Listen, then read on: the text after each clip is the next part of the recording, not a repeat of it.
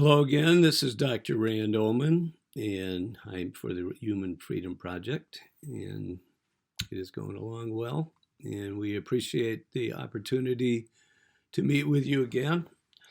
Have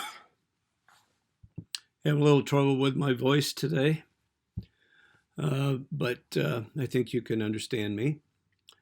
We're still talking about the book that I've written, Rebuilding the Wounded Heart, God's Plan for the Restoration of the Soul. This is a systematic way to gain freedom from the enemy through deliverance from the world, the flesh, and the devil. And it also is connected to counseling as well. Because as we do the strongholds, then we can do counseling and people can see where Satan has led them down the wrong path. It's amazing how the two of them work together. You remove a stronghold, the client gets free from that stronghold, and then they're open to see what it is that Satan has been doing to them. And more times than not, they say, yes, that's exactly what's been happening in my life. So it's definitely counseling, and I'm glad I got the training in that. But the deliverance, I didn't get training from anybody. I learned from the Lord himself and from reading the Word of God, reading other books. But I didn't get any specific training because what he was showing me was beyond anything I found in any of the books. I got little pieces here and pieces there, and there's a lot of good books out there about deliverance. And I respect anybody that gets into it because there's not that many of us. I really appreciate the opportunity to be a warrior. I love a good competition, but only a good competition when it's not hurting somebody else, except Satan and his dominion. It's the best game in town. That's what I say to my clients. I've been an athlete all my life. It's the best game in town to knock Satan on his whatever. But it's a pleasure to explain this stuff to you because it is really life-changing and freedom operating. So what I'd like to show you first is we talked about wheels before, and here is a wheel of the same person we talked about last week who is in the occult. Let's see if I can straighten it out there. And obviously I've redacted their name so that it'll protect the innocent, so to speak. And they are innocent because these persons that go through all this occultic, they didn't ask to be in the occult. They were forced into it. And so it was not their choice. And so to be free is the most wonderful thing that they have ever felt, because until they get free from this process, they never feel that freedom. They're lonely, they're isolated, they're dissociated. They don't feel anybody loves them. It's pretty serious. So if you look at this particular wheel, this is from the same person that was born into the occult. And as you look, let's see if I can get it close here. Remember we talked about there is a covering over every wheel. And this was one of, I think, 4 wheels on this level, on the religious realm level. And so it's an 18-year-old, and it's 18, and I put a Roman numeral 2 next to it because it's level 2, which stands for the religious realm. Level 3, governmental, level 4, societal, and so on. So what you see here is you got unwantedness, and that's exactly the way that the occult designs it, so that you feel unwanted and you feel like a nobody.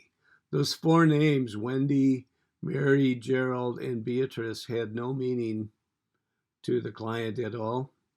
Why God gives us these names, I still haven't really figured out. But these are fragments of the whole.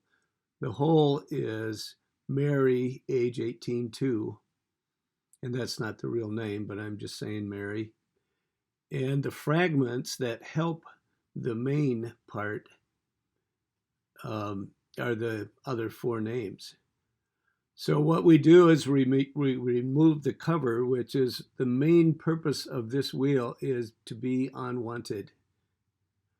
And so it's pain, self-destruction, chaos, and what's that last one? Powerlessness. And the orb around the whole thing is the mark of the beast. So right at the very beginning, they put the mark of the beast on the child. That doesn't mean that she can't go to heaven. It just means that she is marked for Satan, and it becomes very difficult for that person to be separated from that. This process can do that, but it's a lot of work. So we renounce all of that, plus we renounce eros. And eros is a kind of sexual love, a sexual Greek word for love. But eros, in this case, a gatekeeper, is negative. The gatekeeper forms all the strongholds and extras that are on this configuration. So what I'm going to do, and I hope I can do this in the time that I would like to, is show you just one of these fragments. And I picked Beatrice. There are 4 strongholds and 1 extra.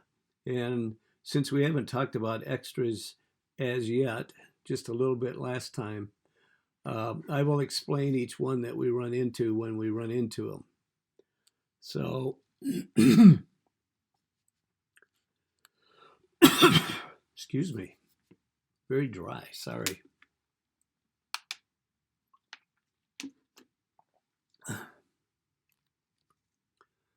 All right, so we pray against the unwantedness, the pain, self-destruction, chaos, and powerlessness, and the mark of the beast, and Eros, the gatekeeper.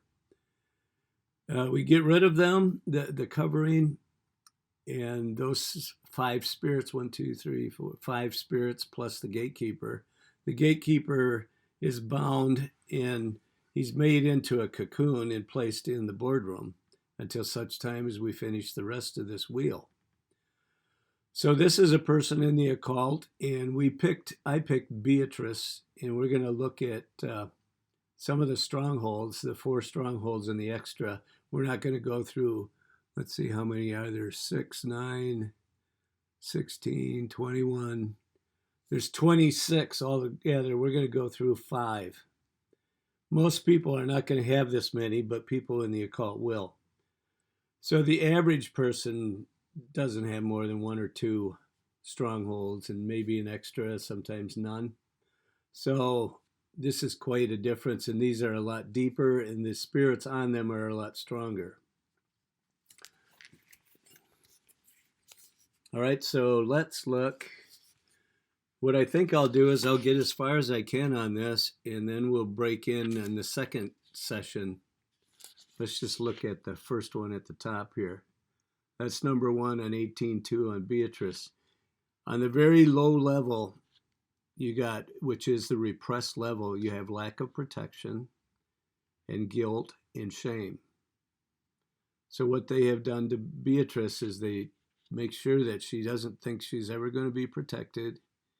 And then they make her feel guilty for things that she never did. Guilt is, I did a bad thing. Shame is, I'm a bad person. That's a simple way to say it. We've said that before. So these are repressed, and so they don't even know they're there most of the time, but they work their way up through the others. And the lack of protection and shame and guilt work up through the physical pain and the emotional pain and the spiritual pain. And they have to learn in the occult to be a martyr. They are never appreciated for having an identity. The identity has to be the occult. And that's why it's such an important thing to remove them, because they have no identity. It's been stolen from them.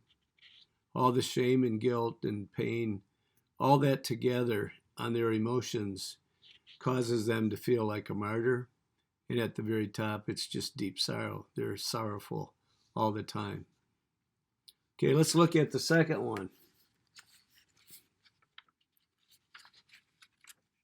See if I can, there we go.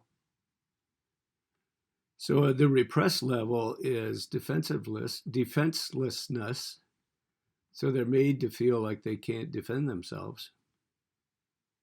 Then there's frustration because part of them feels like they want to be protected, but they're made to feel like they can't. And therefore they feel they're nothing. And so that's the absolute reason for doing these, is to bring the person down to absolutely nothing. So they don't think they're anything and they don't think they're worth anything. So above that is emptiness and lack of empathy. If you're nothing, how can you empathize with somebody else? And they don't want you to empathize, because empathize is saying, I've been there before and I can help you. Sympathy is, I haven't been there, but I'm still sorry it happened. So then that leads to powerlessness at the top. And powerlessness is saying, I'm a nobody, I'm defenseless, I'm frustrated, I'm empty, I have a lack of empathy. Therefore, I'm powerless. There's nothing I can do about it. So then the person, because they are powerless and they have all these other configurations on them, then they hate themselves. So self-hatred is a very common thing in the occult. But Satan helps with each one of these curses on this stronghold. Satan helps them to feel these things. So self-hatred leads to exasperation.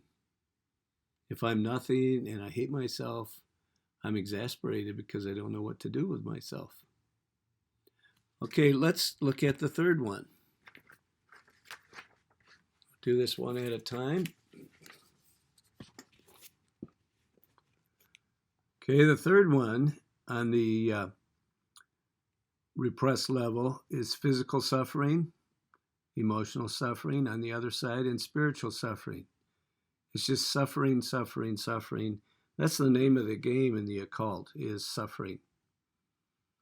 You need to suffer, you need to be a martyr, you need to be nothing, because the occult and worship of Satan, Satan is everything, you are nothing. So he just has a bunch of spiritual slaves, basically, is what he creates.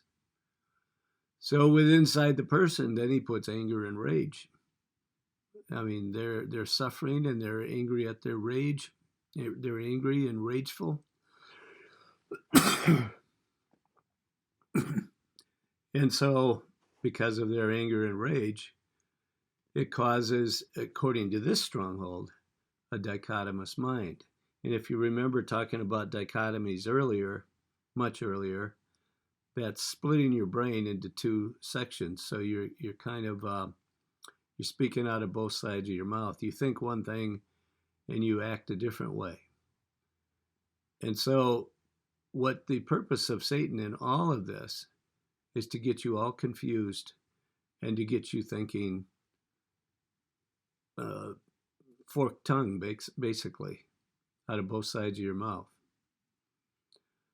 So the strength of the suffering and the rage and anger that you feel because of the suffering, and these rituals are really designed for suffering. That's what Satan wants. There's nothing good about Satan. He wants you to suffer big time. So you want to escape. But you escape to bondage to Satan. You don't escape and get free like we talk about in the Human Freedom Project. You escape right into the bondage to the world system, bondage to Satan, bondage to self. There's no good in the self, as the Bible says.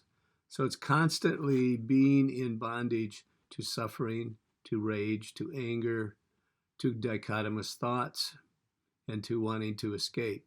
Satan puts escapism on here because he knows that you're not going to escape.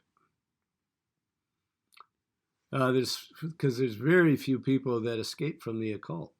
Once in, always in, usually. It depends on what level that you've achieved. If you've achieved maybe the first or second level, it's a much better chance of getting out. The third or fourth, it's harder, but by the fifth or sixth, if you've gone through 6 levels, it's not going to be that easy to get out. And I've seen that in my process here.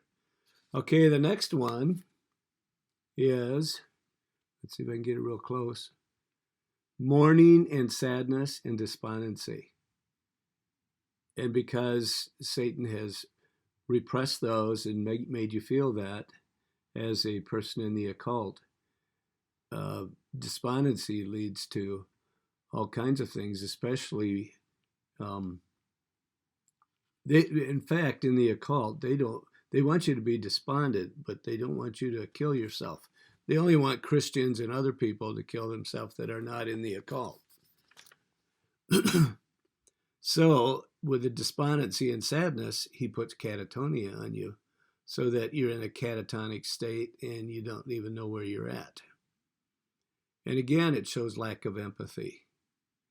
So Satan does not allow anybody to empathize with you in your state.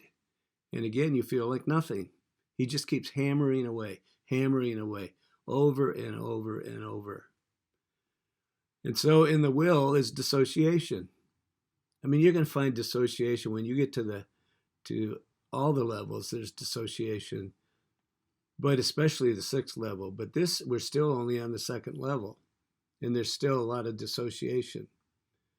And then at the very top, because you're whittled down to nothing, and you're dissociated, now you can be programmed.